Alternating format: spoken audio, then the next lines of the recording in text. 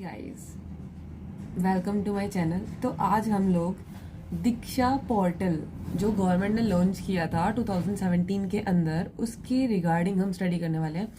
And ये जो topic हम करने वाले हैं ये इम्पोर्टेंट है फॉर केवीएस, एनवीएस, ईएमआरएस के लिए। यार मैं क्या बताऊँ, मैंने सिलेबस में तो देखा नहीं, बट जब मैंने मॉक दिया था, ठीक है, ईएमआरएस के नाम से ही दिया था मैंने मॉक, मैंने दिया था टेक्स्ट बुक के ऊपर, तो उसके अंदर ये था।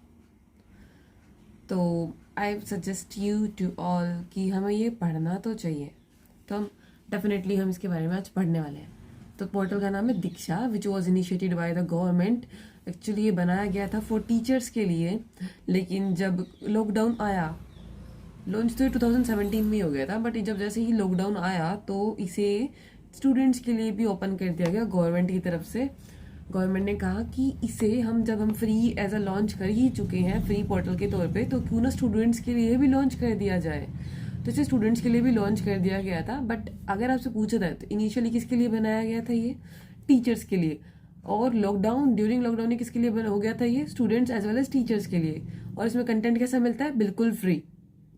ओके, कब लॉन्च हुआ था, 2017 में लॉन्च हुआ था। किसने लॉन्च किया था, MHRD, जो कि हम क्या बताएं, ministry of women resource development, लेकिन जिसका नाम अब आप कह सकते हो, जिसका नाम अब मतलब कि आप कह सकते हो 2020 के बाद, यस 2020 के बाद, एग्जैक्ट मुझे याद है 2020 के बाद इसका नाम हो गया है आपके पास डिपार्टमेंट ऑफ एजुकेशन।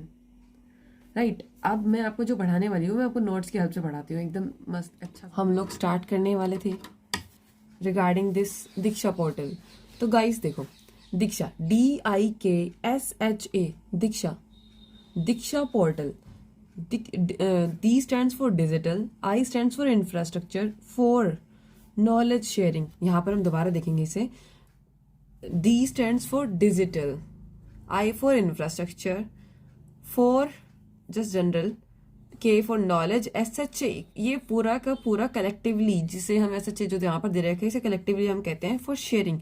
मीन्स हम मेरे साथ साथ प्लीज रिपीट करना, आप लोगों को जल्दी लर्न हो जाए। Digital infrastructure for knowledge sharing. Okay, I hope ये इतना क्लियर हुआ होगा आप लोगों को। This is an open source platform. ये कैसा प्लेटफॉर्म हमारे पास, ओपन सोर्स प्लेटफॉर्म है दैट प्रोवाइड्स लर्निंग। किसको लर्निंग प्रोवाइड करता है, to the students and teachers. ये स्टूडेंट और टीचर्स को लर्निंग प्रोवाइड करता है। और ये किसके थ्रू इनिशिएट किया गया था, it was initiated bye NCERT and one of the most successful DPI। DPI का फुल फॉर्म क्या होता है आपके पास, DPI का फुल फॉर्म होता है डिजिटल पब्लिक इंफ्रास्ट्रक्चर इनिशिएटिव। तो अगर आपसे पूछ लिया जाए कि ये जो प्लेटफॉर्म था दीक्षा, ये किसने इनिशिएट किया था, तो initiated by the NCERT and किसके थ्रू, किसने इसके बारे में सबसे पहले इनिशिएटिव लेने की सोची थी, NCERT एंड DPI ने, डिजिटल पब्लिक इंफ्रास्ट्रक्चर ने। ओके, और किसके लिए स्टार्ट किया गया था ये, स्टार्टिंग में टीचर्स के लिए एज यूजुअल है, मैंने बताया, ठीक है। और ये कब लॉन्च किया गया था, this portal was launched by MHRD, जिसे हम आज today DOE means department of education, जिसे हम जो आज के टाइम में जिसे हम डिपार्टमेंट ऑफ एजुकेशन के नाम से जानते हैं।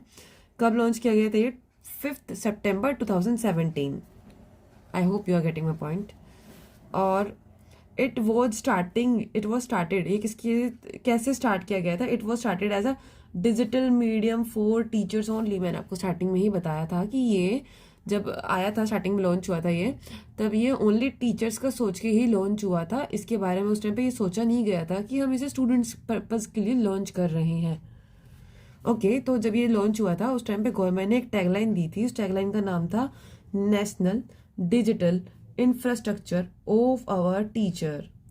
आप इसे NPI के नाम से भी थोड़ा सा याद कर सकते हो, सॉरी NPI में कह रही, NDI के नाम से, national digital infrastructure of our teachers, ये टैगलाइन थी। ओके, इसमें क्या था, इसमें ये था इस पॉलिसी के अंदर कि आपके teachers can get training for both online and offline. Means teachers को ऑनलाइन और ऑफलाइन दोनों टाइप की ट्रेनिंग दी जाती थी, सो दैट वो स्टूडेंट्स को अच्छे से अच्छे वे में पढ़ा पाए।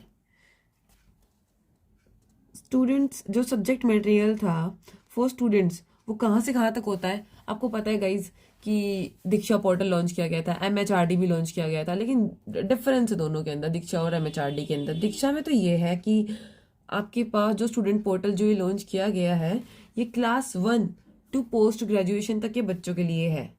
लेकिन MHRD में, if I am not wrong, 9th to post graduation तक का कंटेंट मिलता है।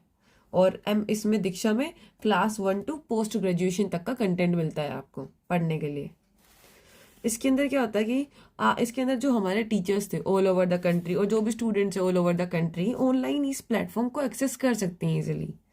ओके, और ये कितनी लैंग्वेज में अवेलेबल है? This portal is available in 18 languages, 18 language के अंदर अवेलेबल है गाइस जी। और कौन कौन से जो हमारे पास यू कैन से बोर्ड, ठीक है, जो एजुकेशन बोर्ड्स हैं या फिर जो स्टेट बोर्ड्स हैं, कौन कौन से जिन्होंने मतलब जिनके कोर्सेज इस पे अवेलेबल हैं, NCERT, SCERT, CBSE, इन सब के कोर्सेज इस प्लेटफॉर्म पे अवेलेबल हैं। ओके, अच्छा गाइज, अगर आपसे पूछा जाए कि कितने लैंग्वेजेस में अवेलेबल है ये जो आपका प्लेटफॉर्म है, तो आप क्या कहोगे? 18 लैंग्वेजेस में अवेलेबल है। और किस किस के सारे कंटेंट मिल जाते हैं? NCERT के जितने भी स्टेट बोर्ड्स हैं उनके, और साथ में CBSE के जितना भी कंटेंट है वो आपको मिल जाएगा। अच्छा, कौन कौन सी वो 18 लैंग्वेजेस हैं? तो these 18 languages are Malayali, Marathi, Odia, English, Assamese, Urdu, Bengali, Gujarati, Telugu, Hindi, Kannada, Tamil, Chhattisgarhi, Sindhi. तो दीज आर द 18 लैंग्वेजेस जिसके अंदर ये जो हमारा पोर्टल है ये अवेलेबल है। ओके, आई होप आप लोगों को ये थोड़ा पसंद आया हो।